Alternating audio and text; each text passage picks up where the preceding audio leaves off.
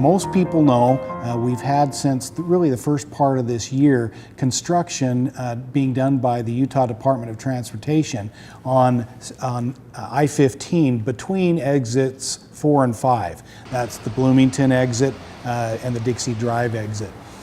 They're adding 3 really bridges they've just taken down the 2 existing bridges crossing the Virgin River between those 2 exits. And so by adding these 3 new bridges that will appear as one, they will then be able to have an additional lane going in each direction between those 2 exits. Those lanes will be dedicated to those who are just coming on the freeway but getting right off at the next exit. So it will be kind of a collector lane, if you will. This should help us greatly when completed by the end of the year. And this is a critical time as they've got us merging over quite rapidly and quite far, both northbound and southbound, so that we've really got to be careful, those that are on the freeway and those that are merging on, to be careful with our speeds, to really look, don't take any chances, slow down, make sure you're merging safely and allowing people to merge onto the freeway safely. So that's the first thing. Secondly, we started about a month ago the resurfacing of Bloomington Drive out in the Bloomington part of St. George.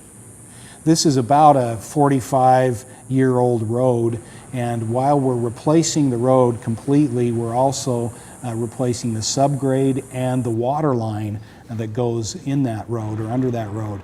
And so it's a major project. It's about a $4 million project. It'll probably take until winter or early spring of next year. But again, we're at a critical point now as people kind of get used to the fact that there are going to be detours, and you've still got to have access to each of those homes. But please be careful. If you're going in Bloomington, if you live in Bloomington, just be careful, watch the signs, especially if people are on bicycles. When there's a detour and you see the construction going on, know that there are going to be parts of the street that are cut out.